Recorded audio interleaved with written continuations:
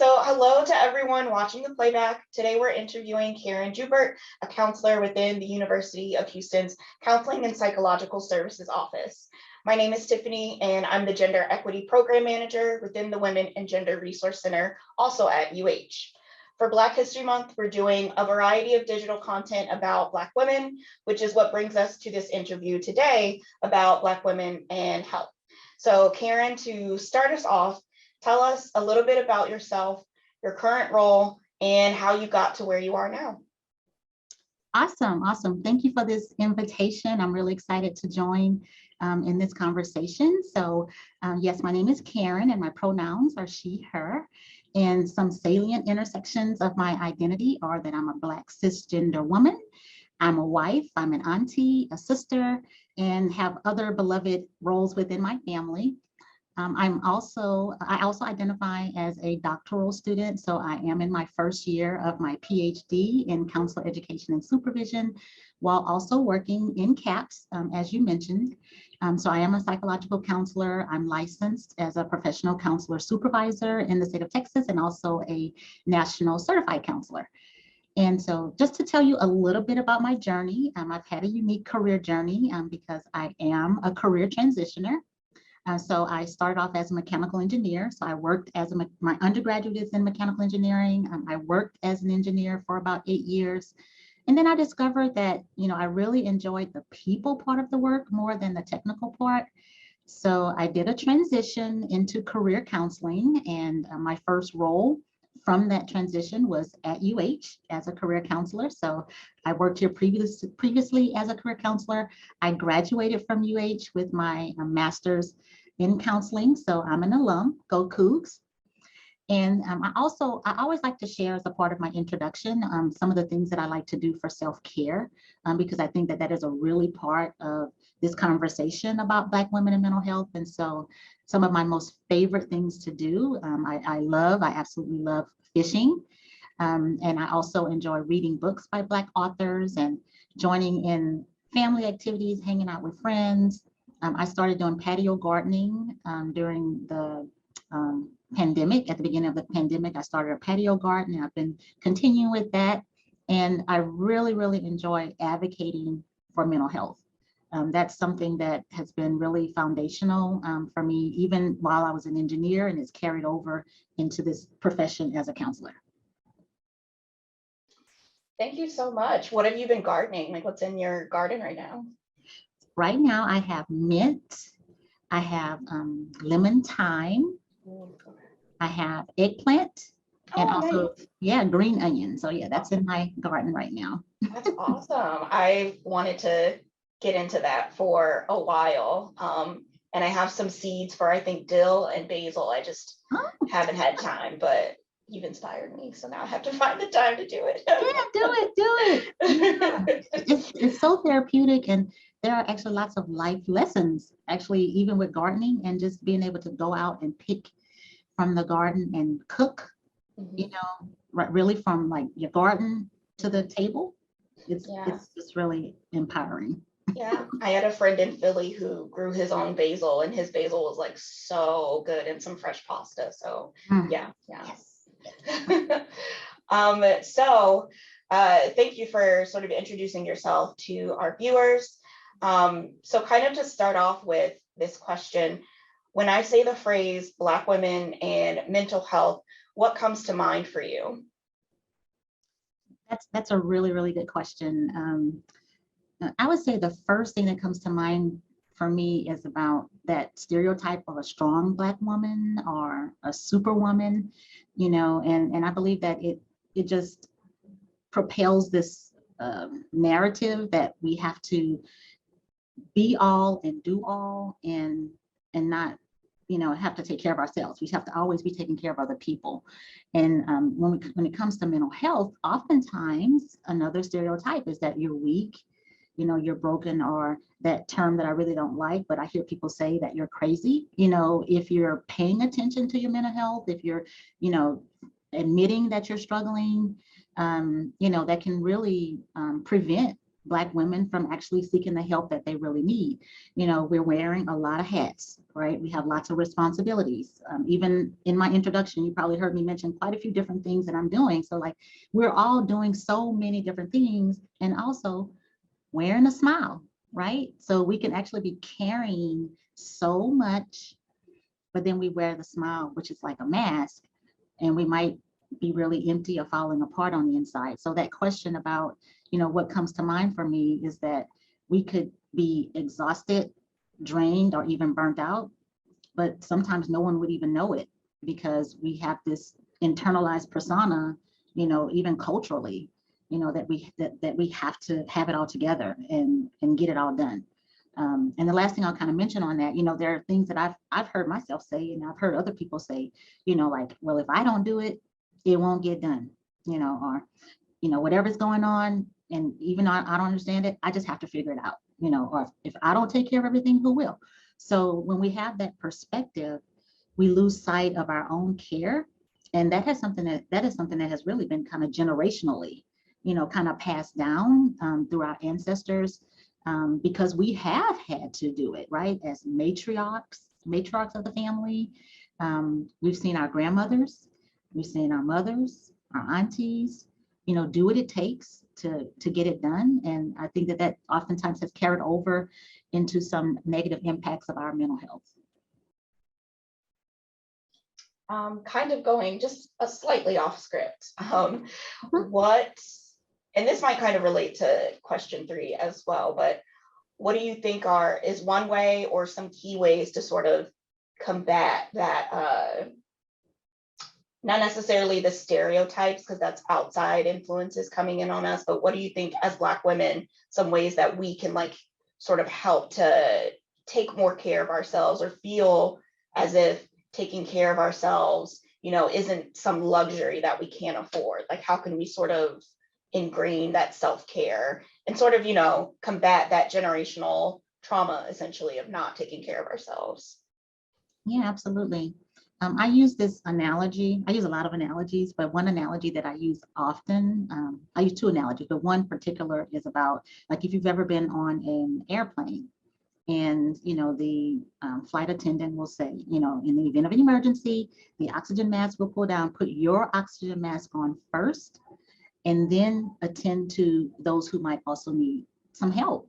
And so it's actually critical, you know, that we put on our oxygen mask first, like that we take care of ourselves, because all the wonderful things that we want to do for other people, all the amazing things that we're doing in the roles that we have, we can only do it if our cup is full, right? If we have taken care of ourselves first. And I think maternally and in our nurturing way, you know, that we do want to take care of others. And I'm from the South. And so being from the South, it's all about, right, hosting others and tending to the needs, making sure everyone else is taken care of. But when we don't do that out of a full cup, then we can get depleted really, really easily. So I think that it's critical. It's actually it's necessary. You know, it's actually like self-preservation, which is a quote from Audre Lorde, right? It's like it's how we can preserve ourselves by taking care of ourselves first. Then, you know, we can do all the amazing things that we want to do for others. So it's really not an option, because if we don't do that, then we're the ones that's sick. You know, we're the ones that's like I mentioned, burned out earlier, and then we can't contribute and be those you know, the best person that we can be in the lives of those that we love and care for. Thank you. That's very, very accurate. A lot more has been done recently in the past several years. I think the pandemic has helped to sort of speed this up, but a lot more people are talking about the benefits of therapy, Mhm. and seeing and talking to someone. And there's lots of different ways to access therapy. If someone has insurance, they could go that route. Talkspace is one for folks to sort of pay out of pocket for their sessions. For a Black woman who doesn't have that type of sort of fiscal access to mental health resources, what advice would you give her? Yeah, that's a great question. You know, absolutely. You mentioned some external resources, that are available, and I think that that can also be a myth that I don't have access, to services. Sometimes it could be a trust factor, associated with that. Not having access could be, well, I don't trust the access, and so that does require some vulnerability. It requires taking a risk to reach out. But I do believe that there are some things that are internal within us that, if we feel like, okay, seeing a counselor, like meeting with someone might not, um, be the best thing for me, then there are things that you can do. And I use an acronym, it's called COPING, like a coping mechanism, COPING. I created that as a way for, how you can identify things that you can do. So C in the word coping is choose to focus on what you can control. In this life, in this world, there can be so many things that feel like that's out of our control, right? Like consider this pandemic, right? Like so many different things have had to shift as a result of that. But what are some of the things that you can control? And when you give your energy and your attention to what you can control, then that is empowering. So in the midst of, let's say, your day, what can you control? You can control taking, 5 minutes to do a breathing exercise. That can add so much to your mental health, even taking that pause in your day. So if you feel like I don't have enough time, well, 5 minutes. That's something you can't control in the midst of your day, even in the morning when you wake up or before you go to bed. The O in coping is open up about how you're feeling and what you're thinking. That can be, to yourself through journaling, or writing down what's going on, but it also can be with talking with a trusted friend or a family member or a mentor, a classmate. If you have a spiritual practice and someone within your spiritual practice, maybe someone you can open up to about what you're experiencing. Because sometimes we tend to hold on to it and we carry it, but carrying it can weigh down on us, and it can take us over capacity, right? Mentally, intellectually, physically. So opening up can be helpful. The P in coping is practice self-care. So I mentioned self-care at the beginning because it's something that I try to keep a part of my regular routine that at this point for me is not extra. It's something that I keep on top of mind every day. So self-care looks differently for everyone, but it's all about, what nurtures you, what anchors you. And that could be simply taking a walk. It can be reading something or listening to something that's giving you good energy. It could be gardening, so, pouring into the earth and doing something that's more natural, but it could be involve something that you gives you rest. It could be something that gives you enjoyment or play, or something that you escape to if you are able to, take some time off, give yourself a break. The I in coping is for identify resources and information. So if you are a student, here at UH, of course, you have access to CAPS, and then there's the Wellness Center, Campus Recreation and Wellness, the WGRC. There are lots of resources available to you on campus as far as getting information and resources. If you're an employee with UH, you have access to the Employee Assistance Program, where you can connect with a counselor that's a part of your benefit plan. And you mentioned a couple of other kind of external resources, but therapy for Black girls, there's the Loveland Foundation, therapy for queer people of color, so there are options. Even there are other community centers in the Houston area, where you can maybe connect with for some resources and information. The N is navigate new routines and strategies as your situation changes. So, we're in Houston, and as we know, the weather can change in the same day. So things can change in our life at the blink of an eye, right? Of course, we also know Houston traffic, right? Like things can change that interrupt our flow. And sometimes what happens is we don't shift with the change, right? So sometimes what can happen is we try to operate in the same conditions, even though the conditions have changed. But when the conditions change, then we might need to shift how we approach that change. So navigating changes, can help us with, maintaining good mental health. And then the G in coping is ground yourself, by engaging your five senses.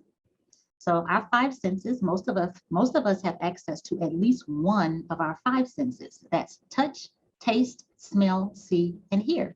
So we all have access to at least one of those. And when we activate our five senses, we're actually recharging our battery, recentering ourselves. We are resetting, refocusing.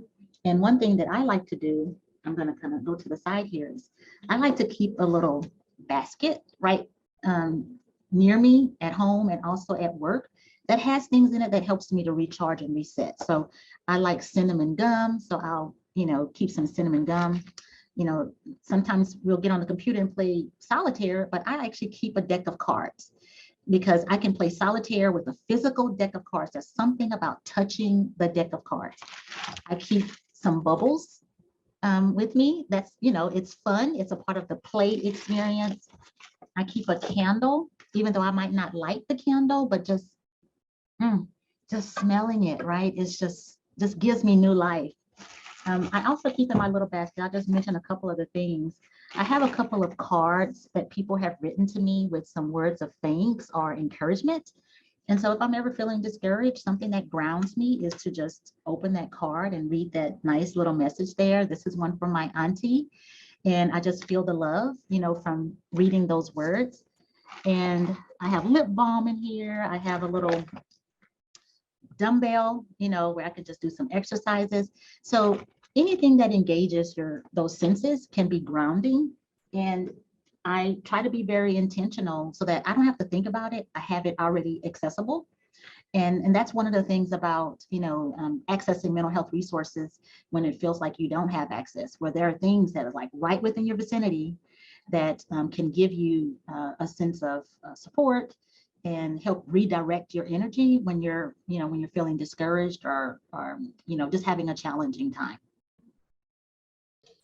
Thank you so much for sharing that. And I love your basket because I have something very similar at home. And shout out to Therapy for Black Girls, because that's where I found pretty much all of my previous therapists and my current one right now. And one thing we had talked about was what brought me joy as a child. And I was like, oh, I like coloring books and watching Disney movies. So now I have a trunk of coloring books and like color pencils at home, and at work I have crochet because that helps to ground me at work if I'm having anxiety. So during, Zoom fatigue, when you've been staring at a screen, sometimes it's helpful for me to like do something with like my hands and just crochet. So I have like my little ball of yarn here and my crochet hook. So that's awesome. Yeah. Yeah. So awesome. I love that because that is one of the fixes or one of the ways to sort of help in the moment. So thank you for sharing all of that. Yeah, you're welcome. You're welcome. So our next question is kind of a two-parter. What's been the best part, and then what's been the most challenging part of your journey with mental health, especially as a Black woman? Yes, yeah, two-part question. Okay, so I'll start with the best part. I would say that the best part of my journey with mental health has been support of family and friends and even my coworkers. I have a lot on my plate. I'm working full time. I'm in school. I have family responsibilities.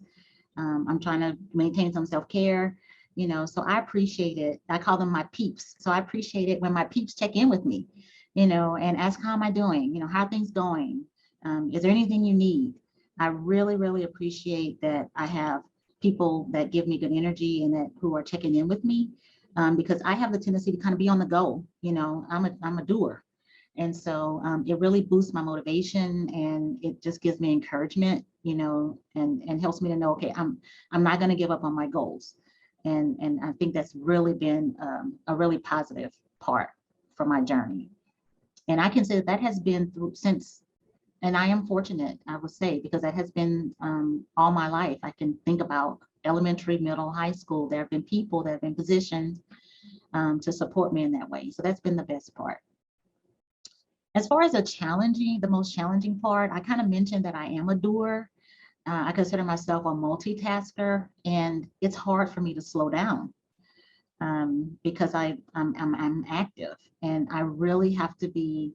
I have to remind myself continuously, that I don't have to use every minute of every day doing something. And I think that goes back into that superwoman, having to be strong. I think that probably has just been built into my character, but it's also, it weighs on me. And so, you know, if I don't build in some break time into my day, or just even not even just have it built into my day, but if I feel it, like I have to really kind of pay attention to how my mind is doing, how my body is responding. And, I just have to really pay attention to that, because I find myself extending myself beyond my capacity. Even sometimes when I'm walking across campus, I'm like, zippity doo dah, right? I'm like, oop, I'm just going, going, going. I was like, okay, Karen, slow down. The fountain is right there. Walk slowly past the fountain, right? You're going to get to where you're going. You gave yourself plenty of time. And because we have this mind-body connection, I just have to remind myself to give myself grace, to extend myself some self-compassion, that I may not get everything done, but I'm doing my best. And so I think that that's important, and that has been a challenge, but I really try to be intentional in listening to my mind and listening to my body and pausing and slowing down when it's telling me to do that. Yeah, it is. I relate to that so hard. It's very hard to slow down. So yeah, absolutely. And our last question to wrap up, do you have any advice for students or future mental health practitioners about the field? Yes, I do. I do have some advice. We need you. That's the advice I have. There is a great need for affirming, empathic, relational Black mental health professionals in our communities. I get asked all the time, are you in private practice? And I'm not in private practice. And so someone is always asking for a referral, and, we need all gender representations in the field. So the advice I would give is that if you have a heart for helping others, if you have a heart for walking along someone's journey without judgment, we need you in the field. And there are a variety of different ways that you can become a mental health professional. You can become a psychologist, a psychiatrist, a licensed counselor, such as myself, a licensed clinical social worker, a licensed marriage and family therapist. So there are lots of options.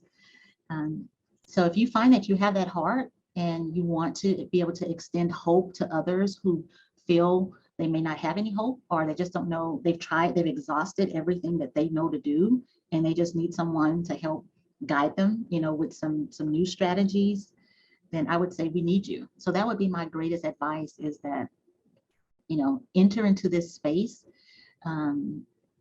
because we do need you. And there's a lot of stigma, and, you're joining the fight against the stigma, so that others don't have to suffer in silence. And so that would be my greatest advice for someone who might be interested in the field. Thank you. That was great advice. Yeah.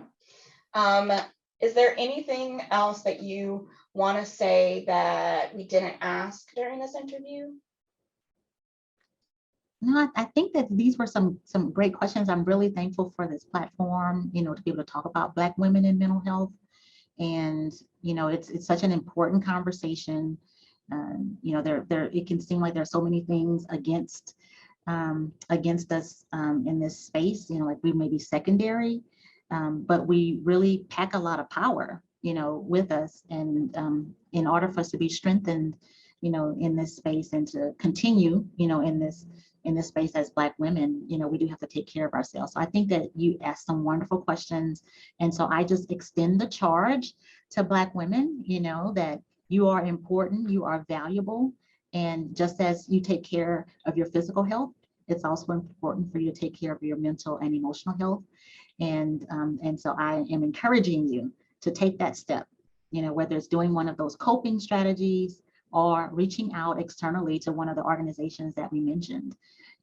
definitely take some time, pause, because we need you as well. Thank you so much, Karen. That was such a beautiful wrap up. Thank you. Thank you so much for watching this recording. We hope you all learned just a little bit more about Black women and mental health. If you're a University of Houston student, Karen is one of our counselors within the CAPS office. You can go to the CAPS website to schedule an appointment with her.